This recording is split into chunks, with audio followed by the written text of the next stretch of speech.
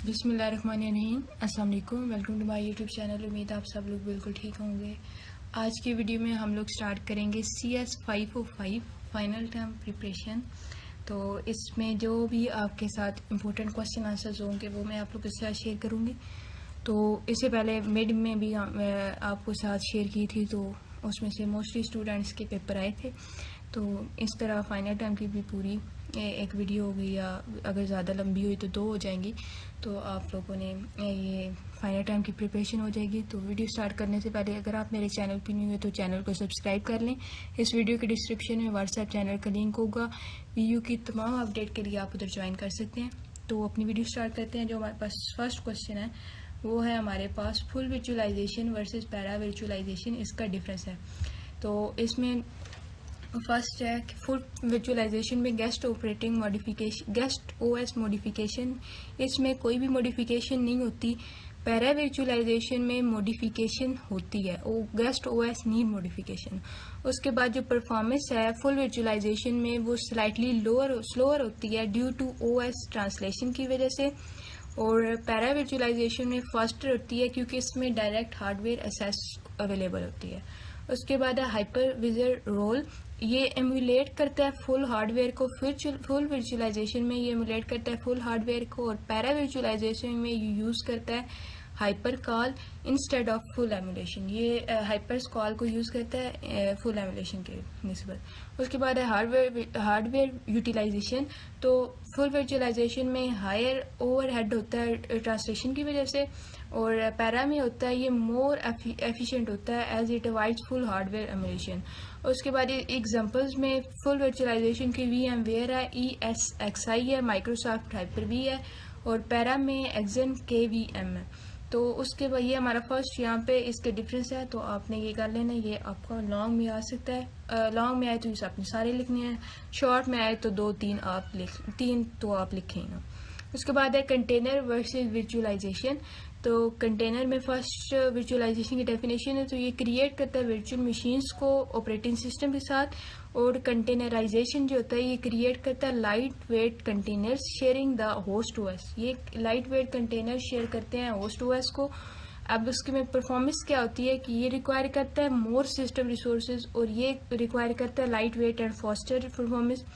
उसके बाद OS requirement में क्या है कि each VM has its own OS. Her VM virtual machine का उसका अपना ऑपरेटिंग सिस्टम होता है, लेकिन कंटेनराइजेशन में container share the host OS kernel, host OS kernel को वो शेयर करते हैं कंटेनर।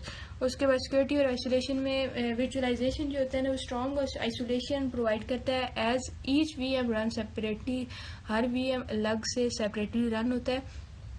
और कंटेनराइजेशन में वीकर आइसोलेशन होती है VM के वर्चुअलाइजेशन की निस्बत, इसमें वीकर होती है सिक्योरिटी और आइसोलेशन। उसके बाद एग्जांपल में है इसकी वर्चुअलाइजेशन की VMware, Hyper V, visual box, और कंटेनराइजेशन में डुकर और कुबरनेट्स है। तो ये भी आपका लॉन्ग भी आ सकता है, शॉर्ट भी आ सकता है, तो आपने इसको कर लेना। उसके बाद थर्ड जो हमारे पास क्वेश्चन है वो है scenario running 3 different operating system. तो इसका यह है कि if you need to run 3 different operating system, for example window, Linux, Mac operating system on a single machine, you will need 3 virtual machine. Each VM will have its own operating system running independently on a hypervisor type 1 or type 2। कि अगर आपको 3 different operating system एक single machine पर run करने हैं, आपके पास 3 operating system कोई भी हो सकता है, विंडो हो सकती है, लिनक्स हो सकता है, मैक ऑपरेटिंग सिस्टम हो सकता है। तो आपको 3 वर्चुअल मशीन रिक्वायर्ड होगी क्योंकि हर VM के पास अपना ऑपरेटिंग सिस्टम होगा और वो इंडिपेंडेंटली रन करेगा हाइपरविजर के ऊपर। हाइपरविजर आपके पास टाइप 1 भी हो सकता है और टाइप 2 भी हो सकता है। ये एक सिनेरियो बेस्ड क्वेश्चन है, तो ये भी आपने कर लेना। उसके बाद क्या है uses of virtual box. Virtual box से क्या यूजेज है, तो running multiple operating system on one computer के आप मल्टीपल ऑपरेटिंग सिस्टम को एक सिंगल कंप्यूटर पर रन कर सकते हो। उसके बाद टेस्टिंग एंड डेवलपमेंट इन्वायरमेंट में ये यूज़ होता है। उसके बाद learning and practising Linux, Windows और मैक ऑपरेटिंग सिस्टम। उसके बाद ये स्नैपशॉट क्रिएट करता है और बैकअप्स करता है VMs के लिए, वर्चुअल मशीन्स के लिए। उसके बाद ये क्रॉस प्लेटफॉर्म कंपैटिबिलिटी होती है कि ये विंडो ऐप्स पे भी हो सकता है, लिनक्स पे हो सकता है एक्सेट्रा। तो ये है कि ये एक तो इसका ये होगा कि ये रन करता है मल्टीपल ऑपरेटिंग सिस्टम को कंप्यूटर के साथ, और उसके बाद ये टेस्टिंग और डेवलपमेंट इन्वायरमेंट में यूज़ होता है। इसमें लर्निंग और प्रैक्टिसिंग होती है किसकी, ल्यूनिक्स की, विंडो की और मैक ऑपरेटिंग सिस्टम की। ये स्नैपशॉट्स और बैकअप्स में भी यूज़ होता है, और ये क्रॉस प्लेटफॉर्म कंपैटिबिलिटी भी प्रोवाइड करता है। उसके बाद जो फिफ्थ हमारे पास क्वेश्चन है वो ESXi के रिलेटेड क्वेश्चन था। तो अब फर्स्ट हमारे पास ये हो सकता है कि व्हाट इज ESXi। तो ये एक टाइप 1 हाइपरविजर है जो VMware का है, जो यूज फॉर सर्वर विजुअलाइजेशन। ये किसके लिए यूज होता है? ये सर्वर विजुअलाइजेशन के लिए यूज होता है। ये आपका MCQs भी मान सकता है। तो ये टाइप 1 हाइपरविजर है और ये यूज होता है सर्वर विजुअलाइजेशन के लिए। उसके बाद है how does ESXi manage resources. तो ये किस तरह रिसोर्सेज को मैनेज करता है? तो ESXi allocate CPU, RAM, storage and network resources to VM।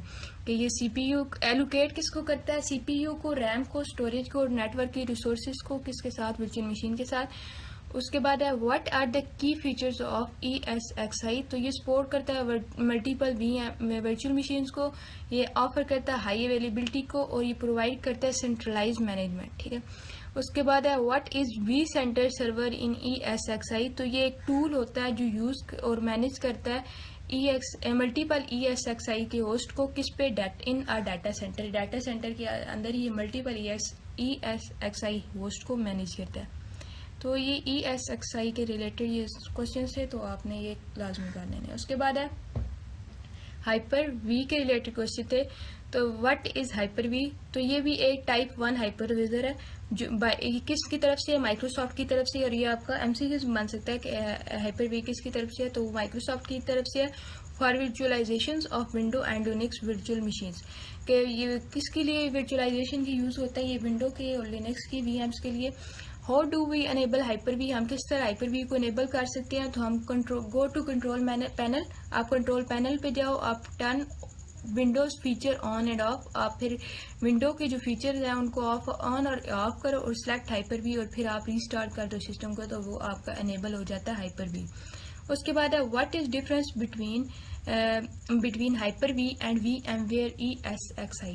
तो हाइपर वी जो है एक माइक्रोसॉफ्ट बेस्ड है, और जो ESXi है वो एक VMware बेस्ड है। और ये दोनों both provide virtualisation but different in feature and licences. कि हाइपर वी माइक्रोसॉफ्ट बेस्ड है, ESXi आपका VMware बेस्ड है। ये दोनों वर्चुअलाइजेशन तो प्रोवाइड करते हैं, लेकिन इनके फीचर्स और इनकी लाइसेंसेज डिफरेंट होती हैं। उसके बाद है what are 3 types of Hyper V virtual switches. Hyper V virtual switches की कौन सी 3 टाइप है? तो वो है external, internal and private switches for different network configuration। external, internal and private switches for different network configuration। तो ये 3 इसकी टाइप्स हैं। उसके बाद शॉर्ट क्वेश्चन है if a virtual machine VM is created and other VM is built on top of it, where will ESXi allocate resources from। कि अगर एक वर्चुअल मशीन है वो क्रिएट होगी क्या अदर VM पे, तो इस build on the top of it, उसके ऊपर टॉप पे बनाई गई है, तो where will ESI allocate resources. तो ESXi कहाँ पे अपने रिसोर्सेज को एलोकेट करेगा? तो ESXi will allocate resources from the physical host machine. वो फिजिकल होस्ट मशीन से एलोकेट करेगा। However running a VM inside another VM, nested virtualisation होती है ना, एक के अंदर नेस्टेड में होता है ना, एक के अंदर एक, तो can reduce the performance due to the resource overhead. तो ESXi जो अपना रिसोर्स एलोकेट करेगा वो फिजिकल होस्ट मशीन पे करेगा, लेकिन अगर आप एक VM के अंदर दूसरा VM रन कर रहे हो तो वो आपकी परफॉर्मेंस को रिड्यूस करेगा और आपके रिसोर्सेज को ओवरहेड कर देगा। उसके बाद जो नेक्स्ट हमारे पास क्वेश्चन है वो है व्हाट इज वर्चुअल बॉक्स। तो virtual box is a type 2 hypervisor developed by Oracle that allows user to run multiple virtual machine on a host operating system. कि वर्चुअल मशीन एक टाइप 2 हाइपरविजर है जो develop किया गया था Oracle ने, और ये अलाउ करता है यूजर्स को कि वो रन करें मल्टीपल वर्चुअल मशीन किस पे, होस्ट ऑपरेटिंग सिस्टम में। उसके बाद नेक्स्ट हमारे पास क्वेश्चन है containers, which imported software is not part of it. तो a full operating system is not part of a container. कि एक फुल ऑपरेटिंग सिस्टम जो होता है वो हमारे कंटेनर का पार्ट नहीं होता। Container share the host OS kernel. ऊपर हमने डिफरेंस में पढ़ा था कि ये शेयर करता है होस्ट OS कर्नल का, and do not require a separate OS instance like virtual machine. और ये एक सेपरेट इसमें ऑपरेटिंग सिस्टम नहीं होता जैसा कि वर्चुअल मशीन्स में होता है। उसके बाद जो नेक्स्ट हमारे पास क्वेश्चन है वो है VMware रिलेटेड क्वेश्चन थे। तो what is VMware? A company that provide virtualisation and cloud computing solution. एक कंपनी जो प्रोवाइड करती है आपको वर्चुअलाइजेशन और क्लाउड कंप्यूटिंग सोल्यूशंस। तो ये VM की डेफिनेशन है। What is VMware ESXi?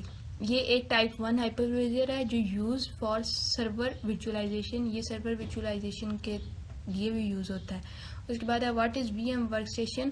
A type 2 hypervisor use for desktop virtualisation. ये डेस्कटॉप वर्चुअलाइजेशन के लिए यूज होता है। अच्छा, आपने अपने प्रैक्टिकल के भी क्विज किए होंगे, आपने अपनी थ्योरी के भी क्विज किए होंगे CS505 के। तो आपने नोट करना है कि मोस्टली क्वेश्चंस ना, मतलब आपके जो MCQs हैं उनके आंसर आपको यहाँ से मिल रहे होंगे, क्योंकि ये उन्होंने ये आपने इस तरह पढ़नी है कि आपको यहाँ से MCQs भी कवर हो जाते हैं, आपके क्वेश्चंस आंसर भी कवर हो जाते हैं। तो आपने थॉरोली पूरी वीडियो देखनी है और अपनी पेपर्स की प्रिपरेशन इस तरह करनी है कि यहाँ से आपके पास MCQs भी प्रिपेयर हो जाएंगे और आपके क्वेश्चन आंसर्स भी। उसके बाद लॉन्ग क्वेश्चन जो है वो हमारे पास para virtualization versus full virtualization है, जो कि ऊपर हमने पढ़ी हुई है। तो इसमें guest operating system full virtualisation में रिक्वायर्ड नहीं होता, पैरा में रिक्वायर्ड होता है। परफॉर्मेंस इसकी स्लो होती है OS ट्रांसलेशन की वजह से, और पैरा में फास्ट होती है क्योंकि इसमें डायरेक्ट हार्डवेयर एक्सेस यूज होती है। उसके पास हाइपरवाइजर जो लोड होता है वो फुल एमुलेट होता है हार्डवेयर के साथ वर्चुअलाइजेशन में, और पैरा वर्चुअलाइजेशन में आप हाइपर कॉल देते हो इंस्टेड ऑफ एमुलेशन। उसके बाद सिक्योरिटी होती है, फुल वर्चुअलाइजेशन में मोर आइसोलेटेड होता है और पैरा मीनिंग होता। एग्जाम्पल इसकी VMware है, ESXi है, माइक्रोसॉफ्ट हाइपर-V, और इसमें एक्सन KVM है। उसके बाद है 4 डीमेरिट्स ऑफ कंटेनर। कौन सी डीमेरिट्स है 4 कंटेनर्स के? तो फर्स्ट हमारे पास है कि इसमें सिक्योरिटी रिस्क ज़्यादा होता है, क्योंकि इसमें container share the host OS making them vulnerable to security breaches. कि इसमें सिर्फ एक होस्ट ऑपरेटिंग सिस्टम होता है, हर कंटेनर के पास अलग से अपना होस्ट ऑपरेटिंग सिस्टम नहीं होता। तो ये एक इसका वल्नरेबल होता है जो सिक्योरिटी ब्रीचेस को देता है। उसके बाद इसमें जो नेक्स्ट है वो लिमिट OS कंपैटिबिलिटी होती है, कि कंटेनर जो होते हैं उनको रिक्वायर होता है Linux based operating system kernel making Windows Mac operating system support difficult. इसमें विंडोज ऑपरेटिंग सिस्टम को जो सपोर्ट होती है वो डिफिकल्ट हो जाती है। उसके बाद है डाटा परसिस्टेंस इश्यूज। तो ये मैनेज करता है स्टोरेज को कंटेनर्स में, is complex due to their stateless nature. तो इसमें जो स्टोरेज को मैनेज करना कंटेनर में वो बहुत ज़्यादा कम्प्लेक्स होता है क्योंकि इसमें स्टेटलेस नेचर होती है। उसके बाद नेटवर्क कम्प्लेक्सिटी है। तो setting up container networking is more challenging than VM networking. कि आप जब सेट करते हो कंटेनर्स की नेटवर्किंग वो बहुत ज़्यादा चैलेंजिंग होती है VM की नेटवर्किंग के निस्बत। उसके बाद है की कंपोनेंट ऑफ VMware। तो ESXi हाइपरवाइजर जो होता है उसकी की कंपोनेंट फर्स्ट ये है कि the core virtualisation platform that allows multiple virtual machine to run on a single server machine।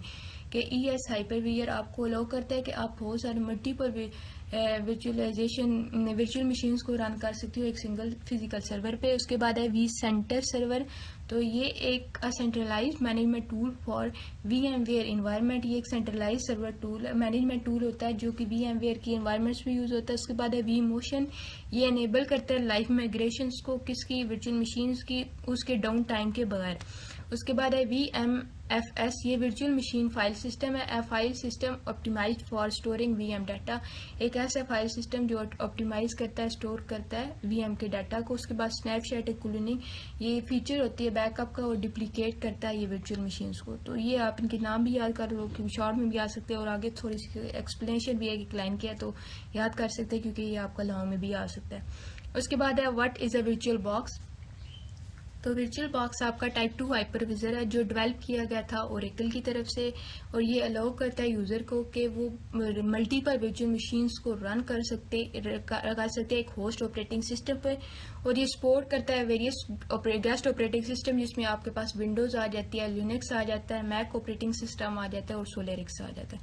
अब इसके जो की फीचर्स हैं ना वो ये है कि ये ओपन सोर्स है और फ्री टू यूज़ है। मतलब एक तो ओपन सोर्स है और आपको कोई कॉस्ट पे नहीं करनी पड़ती इसको यूज़ करने के लिए। उसके बाद है support hardware and software virtualisation. ये हार्डवेयर और सॉफ्टवेयर की वर्चुअलाइजेशन को सपोर्ट करता है। ये रन होता है विंडोज, लिनक्स और मैक ऑपरेटिंग सिस्टम पे। और उसके बाद ये प्रोवाइड करता है स्नैपशॉट्स को और क्लोनिंग ऑप्शंस को। उसके बाद है 4 demerits of virtual machine. Demerit क्या है, वर्चुअल मशीन के ऊपर हमने डीमेरिट पढ़े हैं कंटेनर्स के। तो इसमें हाई रिसोर्स यूजेज होती हैं कि वीएम कंज्यूम करता है a lot of CPU, RAM and disc space, reducing performance. कि जो आपकी वर्चुअल मशीन्स होती हैं ना, वो कंज्यूम करती है सीपीयू को, रैम को, डिस्क को, जो कि आपकी परफॉर्मेंस को रिड्यूस कर देते हैं। उसके बाद है slower performance. Running multiple virtual machines on one host can cause performance bottleneck.